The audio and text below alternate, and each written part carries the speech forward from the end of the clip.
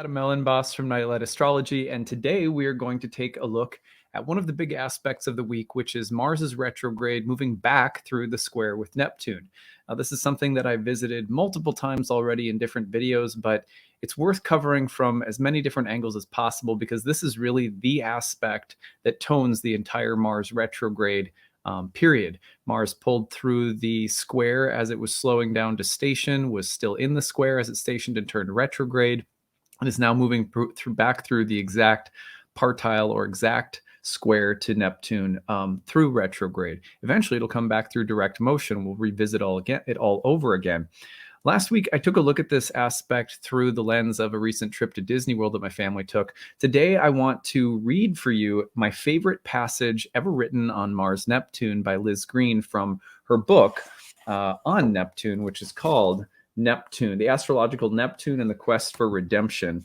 It's a pretty brief little passage. So unlike, sometimes I'll read longer passages and try to let people know if I'm going to do that. So this is a little shorter passage, but I think from this passage, we'll be able to extrapolate some really nice themes to consider and work with as the week goes on and as we see this transit perfect. Before we get into it, don't forget to like and subscribe, share your comments in the comments section. All of that really does help the channel to grow. You can always find a transcript of any of my daily talks on my website, nightlightastrology.com. I'm also excited to announce that later this week, we will be soft launching the 2023 Kickstarter campaign. So at the end of the year, for the last 40 to 45 or so days of the year, I fundraise to support this channel. So if you enjoy this work, there will be a link later on this week, and I'll point you to it. We're trying to raise, last year we got 1,607 backers from this channel, which was fantastic. So every year we try to beat our previous year's backer total, raise as much money as we can to support our staff and all of our goals that we have for the year ahead. So there's some really cool new goals I'll be telling you guys about. And when you donate, you can pick a variety of different rewards, exclusive talks, and astrological calendar for the year ahead. Tons of cool stuff. There's some readings. You can pick up a reading for the year ahead. All sorts of stuff. And all of my classes are over 50% off too. So I will be sort of soft launching that right later on this week. And then we'll be sort of in full go mode starting next week, trying to beat our backer total from last year. So I'm just letting everybody know in advance that's coming up. So anyway, thank you guys so much also for just supporting my channel throughout the year. It's I can't believe it's that time of year again where we're kind of moving into the last days of the year before the winter solstice is coming, and reflecting back on the astrology of this year together will be fun in the days and weeks ahead. It's just something I like to do toward the end of the year too. So anyway, today let's get into it. We have on the 19th, Mars retrograde will square Neptune. Let's take a look at it on the real-time clock. So here, whoops, I don't know why I was drawing things earlier. It was still up. Okay, so here's where you can see the aspect right here. Here's Mars's retrograde in Gemini, and then we're going to draw a little line straight to Neptune in Pisces. So you can see that they are exact November 19th. That's Saturday. But what I want to tell you is that this is an aspect that has been and will be in the air all week and beyond that as well. If we advance this chart just a little bit, take a look at Mars. Whoops, here we go. Take a look at Mars sitting at 22 degrees all the way through the 21st because it's moving relatively, it's more slowly.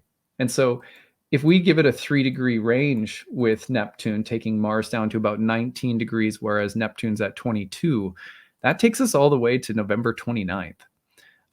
And you could actually, November 30th, still there.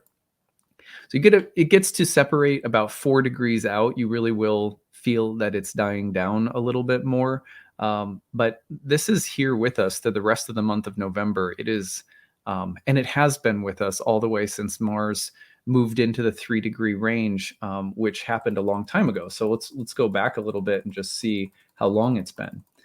If we go all the way back to Mars's first square to Neptune, we're looking at that happening right around October 11th, 12th, 13th, 14th, right in there. And if we give it the 3-degree range on the other side, then we're looking at about late September to the 29th, the 30th, something like that. So this is something that the end of 2022 is just completely toned by this Mars retrograde square Neptune. Really fascinating. All right. So the aspect perfects on the 19th. And what I'd like to do today is I want to read to you this passage from my favorite book on Neptune by Liz Green, and a section she just labels Neptune Mars aspects. So this could be any Mars Neptune aspect, but she tends to focus on conjunctions, squares, and oppositions. After I read it, I'm going to just reflect on a few of the themes that I've noticed. As a native Mars-Neptune person, it's a little bit of a broad separating opposition in my own chart. But I feel like I've noticed some themes of Mars-Neptune in my own life. And I would say that over the years, I've taken interest because I think it's easier when you're an astrologer to take interest in some of the aspects that you have in your own chart in the lives of students and clients and so forth. So I've just gathered a lot of stories over the years about Mars Neptune. So I'll just reflect on what she has to say afterward as a way of preparing us for Mars's square to Neptune this week. All right, here it is. Neptune Mars aspects. I will a round unvarnished tale deliver of my whole course of love, what drugs, what charms, what conjuration, and what mighty magic. For such proceeding I am charged withal. I won his daughter. Now that's from Shakespeare's Othello. The contacts of Mars and Neptune have been much maligned in astrological literature. Ebertin mentions weakness, as well as sickness, addiction, dislike of work, and fanaticism. He concedes that inspiration might be a product of the benign aspects, but it is clearly reluctant to find anything pleasant in this complex pairing of planets. The hard aspects in particular are associated with sexual abuse and black magic. Excuse me, the creative dimension of Mars-Neptune is sometimes described, but is usually limited to the actor or musician, and the contact is often seen as dangerous, to be fought against or transcended. There is no doubt that Mars-Neptune can manifest in problematic ways. So can any Neptune aspect, or for that matter, any planetary aspect at all. But we need to look beneath Mars-Neptune's behavior patterns to the meaning at the core, to understand why this contact appears with regularity in the charts of those with serious drinking or drug problems, as well as serious physical disabilities of the Neptunian kind. Mars is the sun's fighting arm. The functions of aggression and desire are fundamental to independent physical and psychological life. By wanting something and becoming angry if frustrated, a child begins to separate from the original fusion with the mother and forms a sense of his or her own body identity and personal potency. In this sense, Mars is like the Babylonian fire god Marduk, who battles the sea mother to create the world. We become ourselves first through what we want, and our primary desires are physical, passional, and life-defending long before solar consciousness transforms raw libido into what we call goals and aspirations. Talking about identity on an abstract level is insufficient. Sooner or later, one will be called upon to make a stand and fight for one's autonomy in outer life. If the function of Mars is ailing, one cannot properly separate, and one may experience difficulty in actualizing whatever goals and wishes emerge in adult life. Or one may dissociate altogether from desires and aggressive feelings, pushing them into the unconscious where they fester at leisure. This buried rage may then be expressed covertly toward others or internalized against oneself. Blaming parents for creating this problem is too simplistic an approach. Although the childhood environment may exacerbate Mars conflicts, seeds must fall on fertile soil in order to sprout. Mars-Neptune inherently avoids any overt expression of the will because of Neptune's longing for fusion. Eden is a world without Mars, for anger and oneness are mutually exclusive. In paradise, the animals do not eat one another, nor is individual initiative, the natural outgrowth of desire, welcome in the garden. It is construed as disobedience. The fusion is broken. The original sin is committed, and expulsion from the garden follows inexorably from this transgression. Oedipal desires are a sin in Eden, not because of the erotic fusion they demand, but because mother or father will not countenance competition. Mars Neptune will therefore seek to fulfill its desires while ensuring no one is offended. Neptune's receptivity to collective feelings transforms Mars. Instead of the thuggish warrior of Homer's Iliad, he emerges a subtle magician who understands the power of participation mystique and the enormous appeal of the word we. Mars Neptune can enter others' dreams and longings, expressing I want with such delicacy that it seems that everybody wants it.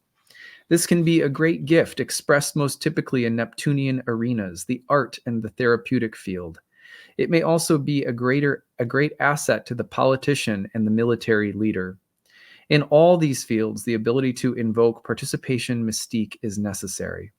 The actor must be attuned to the audience. The therapist or counselor must have compassionate identification with the client, as well as the ability to draw out feelings and insights in a subtle and non-aggressive way. The political or military leader must inspire the hearts of his or her followers. Without this, the imposition of discipline will only provoke rebellion. Mars Neptune, like Dionysus, is a seducer, but sometimes, as a collective, we need to be seduced.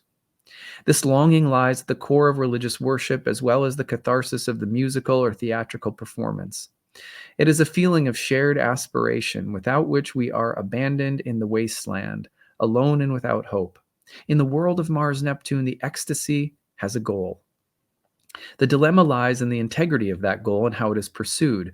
Mars' innately self-centered desires, when diluted with Neptunian waters, must include others if the individual's needs are to be fulfilled. Thus, desire is purged of sin because it is ostensibly aimed toward everyone's salvation. This is the spirit of the Crusades, in which appalling barbarity was sanctioned in the name of redemption, and in which the face of Tiamat is visible beneath the holy trappings. Yet it is also the spirit of an Alexander Dubek, who had Mars sextile Neptune. I'm not sure if I pronounced his name correctly. Fighting selflessly for his country.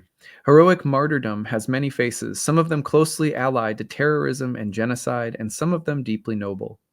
If other aspects in the birth chart suggest deep feelings of inferiority and inadequacy, usually represented by a troublesome Saturn or Chiron, then Mars-Neptune's magic may be enlisted by the infant and becomes both a means of avoiding rejection and a means of acquiring power, without shouldering either the responsibility or the consequences. Aggression may then be masked by apparent docility, and the rage which lurks beneath the surface may become the chief factor behind drug and alcohol addictions, which reflect anger and vengeance against life as much as the desire to escape life. When a well-lit channel cannot be found for Mars-Neptune's romantic heroism, political, military, scientific, artistic, it may be sought in darker waters. Mars-Neptune may also elect, like Charles Manson, who has them in exact conjunction, to play the anti-hero who destroys others and himself rather than endure the dreariness of a decent but unglamorous life. For Mars-Neptune, aggression and desire cannot easily be directed outward into life because of the fear of separation this invokes. It may seem better not to desire at all. Sexual disinterest and general apathy are common accompaniments to alcoholism and drug addiction. The death wish is obvious in these expressions, and so is the element of masochism. If one merely wants to exit the stage, one can find less painful, drawn-out means. Mars-Neptune is also linked with sexual masochism, as well as its reverse, the desire to inflict pain. This confusing medley of inverted desires, guilts, longing for fusion, rage, and impotence reflects a powerful but thwarted identification with the heroic redeemer victim. It arises from any intrinsic Mars-Neptune evil. It arises not from any intrinsic Mars-Neptune evil, but from a personality which is too infantile to meet the challenge of expressing the myth in creative and life-enhancing ways. Impotence can breed cruelty, as any rapist knows. The same may be said of Mars-Neptune's black magic. It is difficult to define this term in any sensible way, for one is reminded of a Dennis Wheatley novel with incantations to Asmodeus and the remains of sacrificed chickens in the basement. Yet there will always be people who are happy to avail themselves of Neptunian mass vulnerability to achieve the power they want. Most politicians dabble in a little of it, one way or another, although usually without the chickens. Political slogans are a form of incantation, and political symbols are a species of amulet. Black magic may be observed in anyone who, because of his or her own wounds and insecurities, manipulates the unconsciousness of another to achieve the primal omnipotence which Neptune secretly craves. What differentiates Mars-Neptune black magic from Mars-Neptune white magic is the consciousness of the individual and the personal integrity which he or she has managed to build. Idealization of sex may also be a Mars-Neptune preoccupation. There are many deities in myth, both male and female, who do not merely procreate, but who, with their immense glamour and fertility, generate races of heroes and are irresistible to mortals and gods alike. These images tell us something of the sexual fantasy world of Mars-Neptune. Sometimes, if combined with wounding Saturn or Chiron aspects to Mars, Venus, or the Moon, Mars-Neptune can reflect the Don Juan of either sex, perpetually seeking sexual conquest to affirm his or her divinity. More often, it reflects the constant fantasy of such conquests, which can generate a sense of discontent and frustration in personal relationship. If the fears and insecurities are great enough, the individual may experience such a vast gap between fantasy and reality that sexual satisfaction on the earthy level ceases to be attractive at all. Mars-Neptune may reflect the celibacy of the monk or nun, not only from a sense of spiritual vocation, but also because union with God is preferable to union with flawed mortal flesh. Equally, Mars-Neptune, because of its extreme sensitivity to deeper psychic currents, can be an exquisitely sensuous and sensitive lover, able to conjure the delights of Eden. Sexual pleasure, rather than earning expulsion from the paradise garden, becomes the chief means of return to it. When Mars-Neptune goes wrong, it can go horribly wrong. Yet without its white magic, we would have a sadly impoverished world, for there would be no artists to bring us our Dionysian ecstasy, nor imaginative leaders, teachers, scientists, or healers to help us achieve our collective dreams. Well, that is just an absolutely beautiful passage. And I wanted to read it to you because I just don't know who puts it better than that in some ways. I feel like that, you know, if ever someone were to say, what is Mars-Neptune about? I would say so many people have said it better than I could, but check out what Liz Green had to say in her book on Neptune when she talks about Mars-Neptune aspects. I want to reflect on some of the themes now from my own personal experience as a Mars-Neptune native, and I really would love to hear your stories as well if you have any kind of Mars-Neptune contact in your own chart, or maybe the charts of someone you know or love, a partner, a sister, a friend, and also any experiences that you have this week. Anything you have to share along the lines of a transit experience this week, use the hashtag grabbed or email us your story at grabbed@nightlightastrology.com. The ancient name for the planets in Indian astrology was graha, which means to grab or to grasp. And so there's a way in which all that we're doing is meant to help us be more conscious of the planets in our lives, because when we are unconscious of them, they tend to grab us and move us around like crazy puppets. So it's good to stay in touch with these themes. So she talks early on in the passage about the relation between Mars, Neptune, and sexual violence and even abuse. I wrote a book. It was published in 2010 about ayahuasca and my journey with many years of drinking ayahuasca and some of the healing process from addiction. One of the things that I talk about in the book that ayahuasca really helped me move through, I guess you could say, which also happened as Pluto was moving across my Mars-Neptune opposition. So Pluto was activating the Mars-Neptune opposition in my chart, and it was as though there was a purgation of some of the themes around Mars-Neptune that happened when I was drinking ayahuasca in ceremonies. This was around 2005. One of them was the reliving in visionary experiences of a series of sexual abuses that I went through when I was a little boy, when I was about 4 and 5 years old. And so reliving those things it was a part of what I went through in the ayahuasca experience, and it brought a lot of healing to those experiences um, in my life and in my psychology. One of the ways that that abuse played out, as I remember it in my earlier childhood, which is also very Mars Neptune, by the way, in terms of what Green says, was the fear to express my will. You think of Mars in the birth chart in connection with the personal will. And many people who are listening to this may have had similar experiences. If you've ever been through abuse, it can become very difficult later to get the courage up to assert yourself. And this was a challenge for me earlier in life. There was a lot of fear that I had to work through and overcome. And thankfully, I had very supportive parents who were also aware of what had happened. And my mom, in particular, was a very wise. She's a very wise Scorpio. Ended up being a psychiatric nurse practitioner, and really, really was a very supportive presence for me as I grew up and had to overcome some of that trauma, I guess you could say. But one of the things that happens with Mars Neptune is that you can feel like your will is taken away from you, like that the feeling of something happening against your will. Now, the reason for that is that Neptune can act as this overwhelming force that's larger than your will. And so when we think of Mars Neptune in the heroic sense, we say, "Not my will, but thine." And we have some heroic sense of a mission larger than ourselves.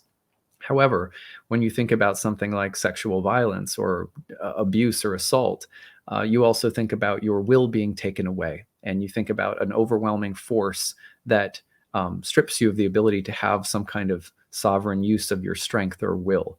And so that's something as a Mars Neptune native that I, had to work through. I think one of the other things that happened was when I was raised in the church. There's a lot of suspicion, as Green mentions in the biblical narrative about, not my will but thine is sort of one of the great Christian uh, mottos. And so I also grew up in an environment, not that I was in a pretty broad-minded, like a very open-minded religious community for the most part. It was very accepting of different religions and faiths and people and orientations and stuff like that. But still, um, there were certainly elements of this growing up, which was it's your personal will tends to be seen when expressed uh, um, as potentially transgressive. So your will is it shouldn't offend anyone, and you shouldn't stand out too much because we're in God's army. You know what I mean? I'm in the Lord's army. Does anyone remember that song from Vacation Bible School? So yeah, so there's this sense of it being somewhat inappropriate to have anger or willfulness or individuality that stands out in some way, because there's a suspicion around that in the Christian. Remember, I was raised in the church, people over at my house all the time as a preacher's kid. And so that sense of Mars Neptune as don't stand out, be part of a collective, be part of a we, but standing out or apart is potentially dangerous. So that was also something that as I grew up, and specifically as Pluto was activating the Mars Neptune opposition, Pluto was going through Sagittarius and activating the Mars Neptune opposition in my chart. In the ayahuasca ceremonies, I found myself quite frequently in the middle of the ceremony, like literally expressing will and anger and standing out in the group in ways that were absolutely like unconscious stuff just flooding into the ceremony. And I'd be pounding my fists on the ground, and and this was not in my conscious control, and it was absolutely mortifying to me, and yet so healing to be like, it's okay to be a human with a will and with anger, and to be able to assert yourself. And Mars Neptune can repress that.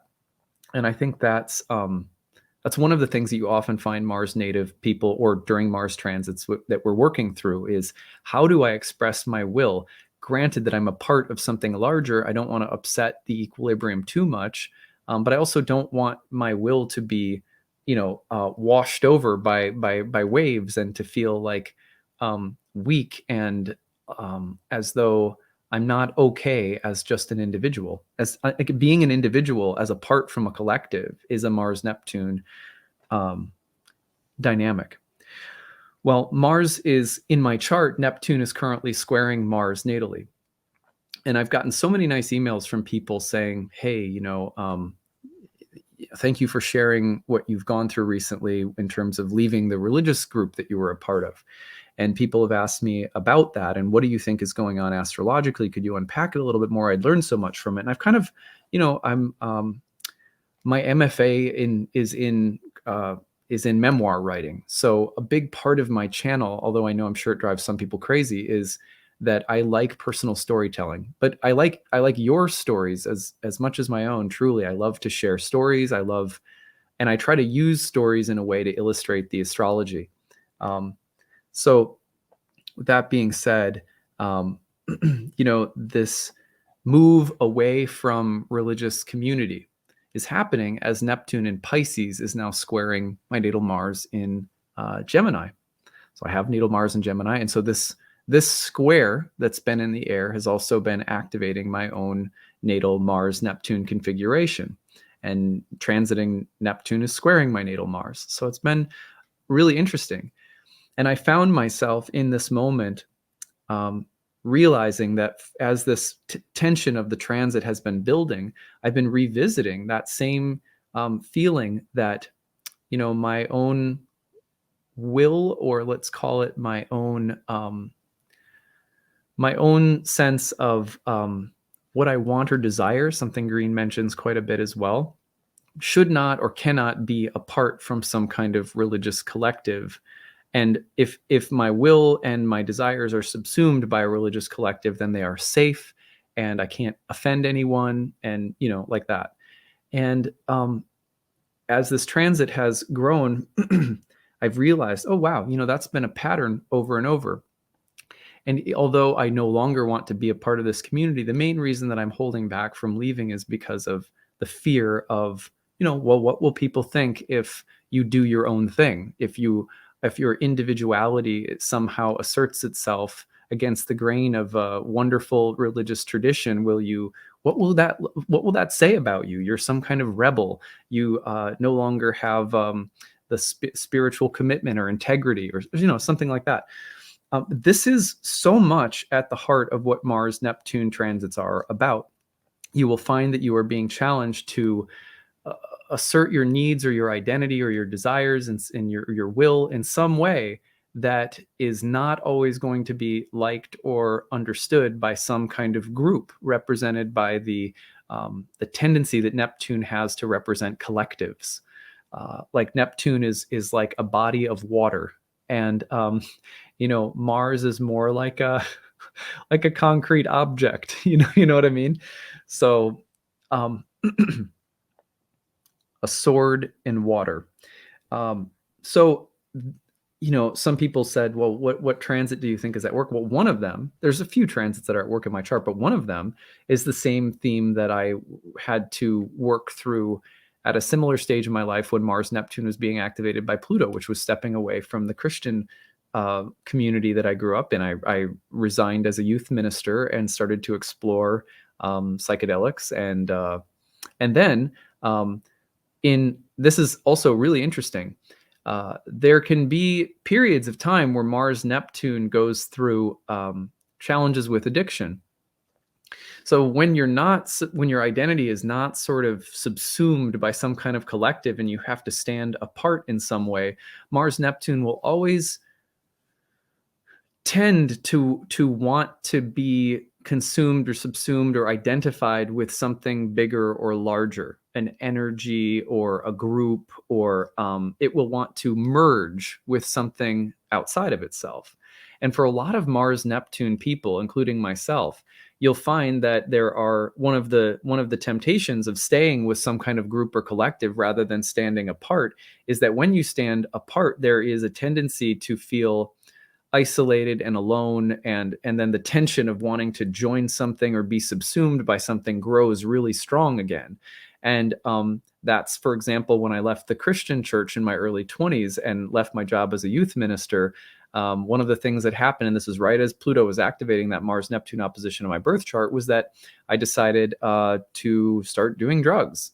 And I was partying and having fun, and suddenly, though, that same impulse to not stand too much alone led to too much apart, led to opiate addiction, right? And then I went through the ayahuasca experiences, and those were the most transformative events of my life, really, in the sense of starting to show me, because when I started studying astrology, which was in the midst of these ayahuasca ceremonies, one of the first astrological configurations that I really started to understand, in part because of what I was reading, books like this Neptune book, as well as the archetypal visionary space of the ceremonies themselves, was Mars Neptune. It was like one of the first aspects in my chart that really got highlighted, because that's what I was going through at the time, Pluto activating it.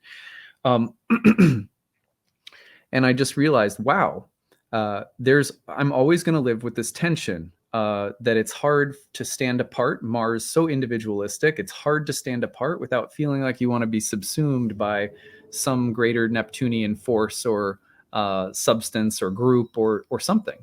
So how do you work with that? How do you be an individual while holding the tension of needing to be a joiner, a drinker of some kind of Kool-Aid or beverage from the Amazon, or some kind of religious group or whatever. And what I have come to realize over time is that if you're born with an aspect, especially the squares, conjunctions, or oppositions with Neptune and Mars, it's a tension that you're always going to have to be working with. And so that tension is something that I experienced in so many different ways. For example, when I was in high school, one of the things that happened was I really wanted to be part of a group, which, it previously had been sports. I was on the swim team. I played football. And I suddenly found that, I was becoming more interested in like playing guitar and music and writing, and I was becoming more artistic. I got involved in the theater and arts community in my high school, and then was like mercilessly picked on and bullied. And people were mean in my school anyway to people who were in arts in general. Like, it was just like, you just got picked on because everyone was like, oh, they're weird or whatever. So I remember going through this period of pretty brutal bullying, about a year and a half during high school, and then leaving. I left my high school and I went you could go in Minnesota, you can go to community college early and you can get credits that apply toward college and high school at the same time. And the state actually pays for it. It's a pretty cool program here. So I went through that. I went into that program as a way of trying to sort of like escape and get out of the dilemma of being picked on. This is something that Mars Neptune will also do from time to time. You'll be a part of something and then you'll feel the need to sever or break from it because something about your individuality isn't being respected within the group that you're a part of, or within the collective scene that you're a part of.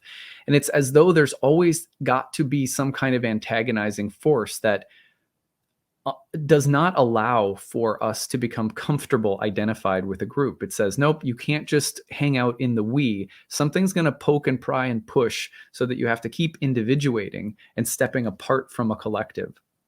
I've realized at this point in my life that is a dynamic that I'm born to experience. It's not a bad one. It's recurring. And the more that I understand that dynamic, the more conscious I am about it, the easier it becomes. For example, some people right away ask me, are you going to join a new group? Or are you going to be a part of a new religious community or whatever? And my initial instinct, as I've been reflecting on all of this, has been no. I'm going to be very careful of that. It's not that I won't go anywhere because if I'm like, nope, I don't belong anywhere, and I try to pull away too strong, something will pull in the opposite direction with an equal force.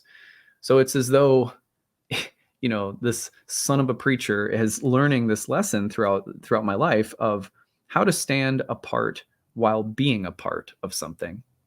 And and I think that's a tension that is archetypal. I do not think I am unique in experiencing this at all. I have no doubt that many of you listening to this have experienced that same tension. It is an archetypally Mars-Neptune kind of tension. That tension can also, the same exact dynamic can often pull us into, like, there's a strong oblivion drive with Mars-Neptune. I want to completely immerse my individuality within something bigger than myself, which could manifest in terms of someone riding big waves, Mars-Neptune on a surfboard, that, like an extreme sport. It could lead to someone wanting like wild, intense sex. It could lead to someone drinking too much. It could lead to someone joining the army and glorifying the romantic images of being a Navy SEAL, or and in so many other ways. We can't live our lives without something larger that our will feels as though it is a part of. And yet, for most of us, fanaticism and eventual rejection or disillusionment will be part of any attempt to identify with some kind of collective or ideal or mission, to the extent that we have lost our own separateness. So these are the struggles of Mars-Neptune. Anyway, I'm going to leave it there for the day. I hope that I've done a decent job of reflecting on some of these themes. Not surprisingly, when I looked at one day, I looked at I didn't even know that I had reviews on Apple Podcast. So I decided, I'd like to see what people are saying. And I read, and there was like two, and you can read them and you'll see the same kinds of things. There's like two types of reviews. On the one hand, some of the reviews were saying, that people liked my channel because they felt like they were a part of something, and a Mars-Neptune native is probably, that I feel like that's one archetype that could lend itself toward creating a feeling like there's an individual here and he's got a personality, but what he's transmitting makes me feel like I'm a part of a community, or I'm a part of, the astrological world. And I think Mars-Neptune has a bit of the magician in it and can be very creative. In fact, there's a lot of, like, I will often find that people that I'm very compelled by, where their personality and their message somehow blend in a way that I'm captured by, will be like Mars-Neptune people. But on the other hand, the criticism was like, I can't stand that he talks about himself or that he shares personal stories. And that is like, it's always a little bit painful when I read those, because I'm always trying to work the personal story in terms of a collective archetype and hold that tension. It's something that I try to do with some degree of self-awareness and craft. But it's painful to hear that, but one of the reasons it's painful to hear that is because when I was growing up, anytime that there was an opportunity to stand out or say or do something that was uniquely me, often in the religious environment that I was a part of, it was frowned upon, and it was like, don't stand out, don't say anything about yourself. That, that somehow that's inherently this transgressive, selfish thing that God frowns upon. So I think it's interesting that even in the reviews of my program that you'll see on Apple Podcast, you'll see that people are often split along the same lines of the Mars-Neptune opposition that forms a part of my birth chart. Fascinating. So at any rate, the risk of talking about myself too much today, we will end here. And I will also encourage you guys, please do share your stories. This week, Mars-Neptune is very much in the air and perfecting. I can't wait to see what you guys have to say about this. Are any of you Mars opposite Neptune people, Mars trine or sextile Neptune people? I tend to see the loudest dynamics in people's lives with the most vivid stories from the conjunction, square, and opposition. But I'd really love to hear where you guys are coming from. and how your journey with that transit has unfolded. You can share your story if you have a transit story this week by using the hashtag grabbed or emailing us your story, grabbed@nightlightastrology.com. Eclipse season has been upon us. We are going to do a storytelling episode probably in the next week or so. They take a little bit more effort, so I can't wait to share another round of the stories that you guys have about some of the transits, including the recent eclipses. But if you have one on Mars, Neptune, feel free to drop us a line. Love hearing from you guys. Don't share anything that you don't want us to share publicly in one of my episodes. That's what I've got for today. I hope you guys are having a great start to your week, and I look forward to more as the week goes on. Take it easy, everyone. Bye.